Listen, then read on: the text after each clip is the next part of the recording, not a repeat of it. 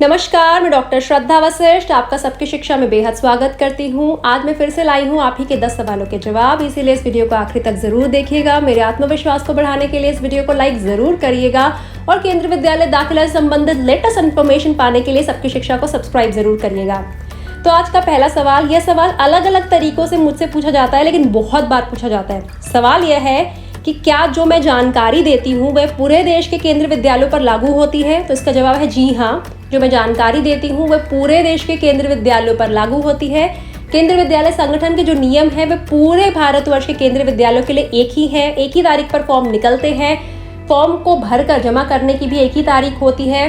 जो दाखिला प्रक्रिया होती है वह भी एक ही जैसी होती है पूरे देश के विद्यालयों में, केंद्रीय विद्यालयों में। तो जी हाँ, मैं जो जानकारी दे रही हूँ वह देश के सभी केंद्रीय विद्यालयों पर लागू होती है। आज का दूसरा सवाल, दाखिला कब से होगा?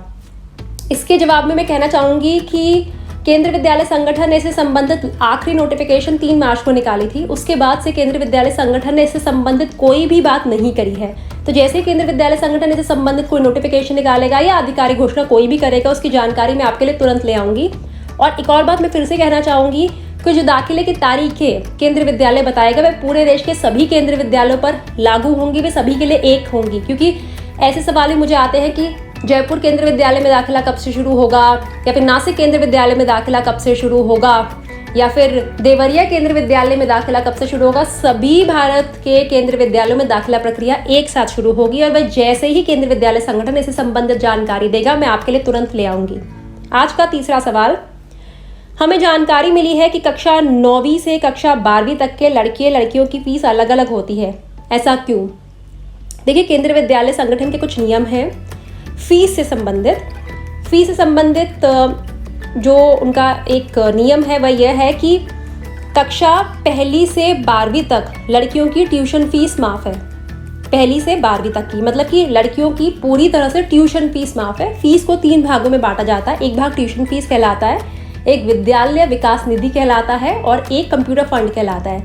तो तीनों में से एक भाग जो ट्यूशन फीस है लड़कियों के लिए पूरी तरह से माफ़ है और लड़कों के लिए वो 1 से 8वीं तक माफ़ है। 9वीं 10वीं 11वीं 12वीं में लड़कों के लिए वो भाग ट्यूशन फीस माफ़ नहीं है।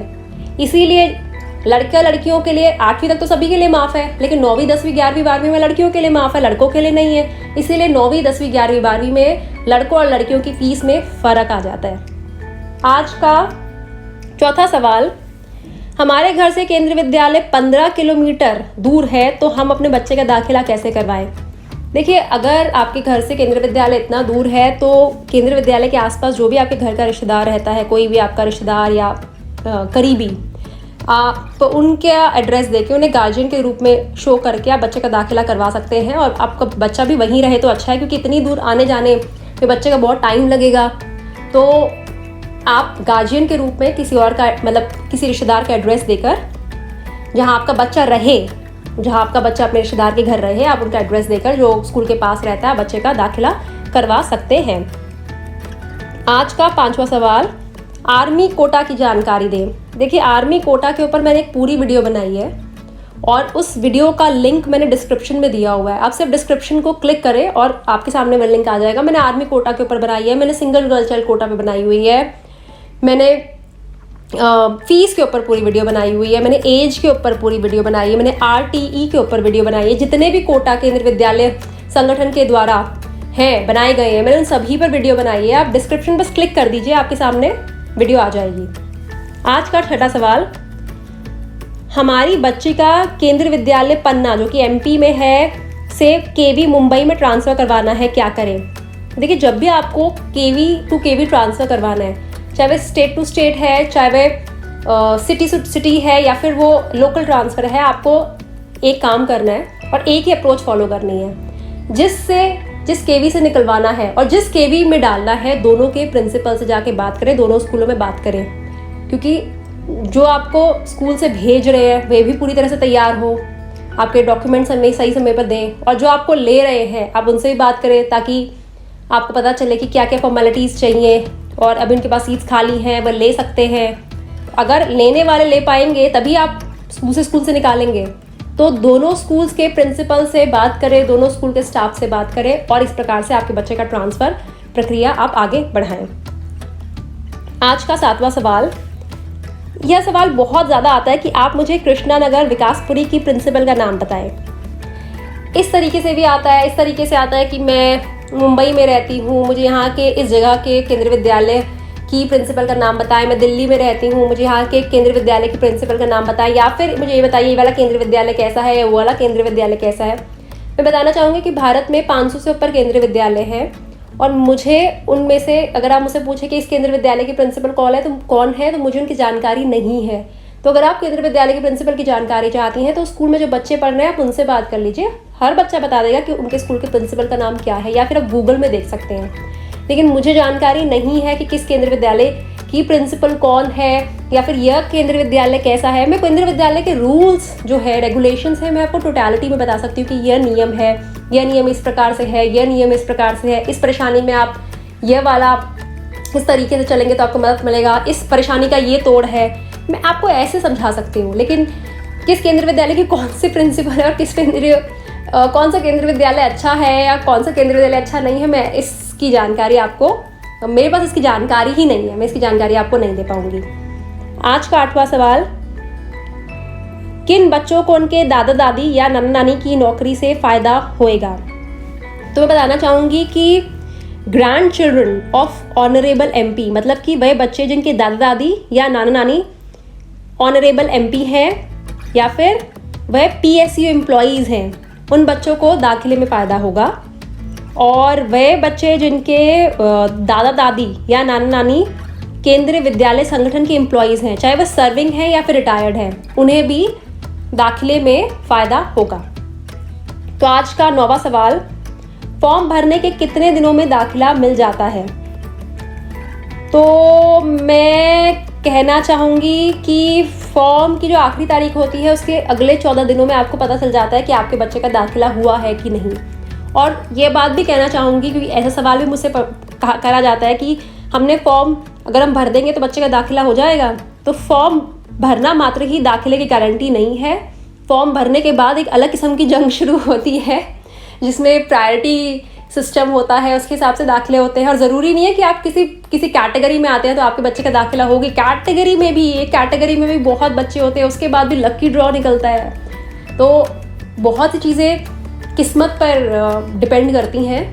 कहीं भी दाखिला आप मतलब सिर्फ केंद्रीय विद्यालय की बात नहीं कर रही मैं, कहीं भी आप दाखिला अपने बच्चे का करवाएंगे या कॉलेज में आगे करवाएंगे या आगे नौकरी लगती है, ज़िंदगी में हर जगह कहीं ना कहीं लक या चांस जिसे कहते हैं वह ज़रूर मतलब उसका ज़रूर एक प्रभाव पड़ता है हमारी ज़िंदगियों पे। तो फॉर्म भरने के 14 दिनों में आपको पता चल जाएगा आपके बच्चे का दाखिला हो रहा है कि नहीं। और फॉर्म भरने का मतलब यह नहीं है कि आपके बच्चे का दाखिला होएगा। आज का 10वां सवाल, RTE कोटा में कौन से बच्चे आते हैं और इसकी संपूर्ण जानकारी दीजिए। देखिए RTE कोटा में कौन से बच्चे आते हैं ये तो मैं आपको बता देती हूँ। SC बच्चे, अनुसूचित जनजाति, SC बच्चे अनुसूचित जाति के बच्चे, ST बच्चे अनुसूचित जनजाति के बच्चे, अन्य पिछड़ा वर्ग OBC कैटेगरी के बच्चे। याद रखिएगा OBC कैटेगरी के नॉन क्रीमी लेयर के बच्चे आएंगे, OBC non creamy layer category के बच्चे। दिव्यांग बच्चे यानी जिन्हें हम चिल्ड्रन विद स्पेशल नीड्स कहते हैं, EWS कैटेगरी के बच्चे, या फिर वह माता पिता उनके बच्चे जिनके पास BPL कार्ड है, BPL कार्ड होल्डर्स उनके बच्चे। तो यह सब तो RTE कैटेगरी के तहत आते हैं। अब इसकी संपूर्ण जानकारी के लिए भी मैं आपको कहना चाहूँगी आप डिस्क्रिप्शन बॉक्स को क्लिक करिए, उसमें 6, 7, 8 वीडियोज़ का आपको लिंक मिलेगा जिसमें RTE पर भी वीडियो है, आर्मी कोटा पर भी है, MP कोटा पर भी है, सिंगल गर्ल चाइल्ड कोटा पे है, उसमें आपका एज के ऊपर है, फीस के ऊपर है, बहुत सारी वीडियोस हैं। तो आपको जो वीडियो चाहिए RTE कोटा पे वीडियो वह आपको मिल जाएगी। और मैं आपको सभी को कहना चाहूँगी कि बहुत सारी वीडियो मैंने केंद्रीय विद्यालय में समय समय पर बनाई है। आप सबकी शिक्षा की प्लेलिस्ट में जाइए, केंद्रीय विद्यालय दिख जाएगा 2021 या फिर केंद्रीय विद्यालय 1920, उस पर भी बहुत सारी वीडियोस है। आप किसी भी दोनों में से कोई भी फोल्डर खोल के अपनी मन चाही वीडियोस देख सकते हैं। बहुत सारी वीडियोस हैं, मैं 100 से ऊपर वीडियोस बना चुकी हूँ। आप जो मेरी बनाई वीडियोस है वह ज़रूर देखिए, इसका फ़ायदा उठाइए। जो इन्फॉर्मेशन ऑलरेडी आपको मिल रही है वह देखिए। और ये भी कहना चाहूँगी कि वह इन्फॉर्मेशन ज़्यादा से ज़्यादा लोगों के साथ शेयर करिए, क्योंकि केंद्रीय विद्यालय जो संगठन के जो नियम है वो बहुत सारे नियम है, समझना इतना आसान नहीं होता। तो मैंने नियमों को आसान करने के लिए वीडियोस को छोटे फॉर्म में बनाया है। 2 मिनट की वीडियो, 4 मिनट की वीडियो, 5 मिनट की वीडियो, ताकि थोड़ा सा आप वीडियो देखिए, आपको समझ आ सके। और आसानी वाली बड़ी आम भाषा में जो मैंने वीडियोस बनाई है, ताकि हर किसी को समझ आ सके। चाहे बच्चे देखना चाहें तो बच्चों को भी समझ आ जाएगी, और बड़े देखते हैं तो बड़ों को भी समझ आ जाएगी। तो यह थे मेरी तरफ से 10 सवालों के जवाब। अगर फिर भी कोई ऐसे सवाल है जो मैं इस वीडियो के माध्यम से आपका नहीं ले पाई हूँ, तो आप नीचे कमेंट सेक्शन में लिखिए। मैं कोशिश करूँगी अगली बार जो वीडियो लाऊं उसमें आपके सवाल का जवाब दूं, क्योंकि मेरे लिए संभव नहीं हो पाता आपके द्वारा आ रहे हज़ारों में जो सवाल है उनका जवाब मैं लिख कर दे पाऊँ। हाँ, इस बात की आपको ज़रूर गारंटी देती हूँ कि मैं अपनी तरफ से हर एक सवाल पढ़ती ज़रूर हूँ। फिर से कहना चाहूँगी कि मेरे आत्मविश्वास को बढ़ाने के लिए इस वीडियो को लाइक ज़रूर करिएगा, और केंद्रीय विद्यालय दाखिला संबंधित लेटेस्ट इन्फॉर्मेशन पाने के लिए सबकी शिक्षा को सब्सक्राइब ज़रूर करिएगा। अब मुझे डॉक्टर श्रद्धा वशिष्ठ को इजाज़त दीजिए। नमस्कार।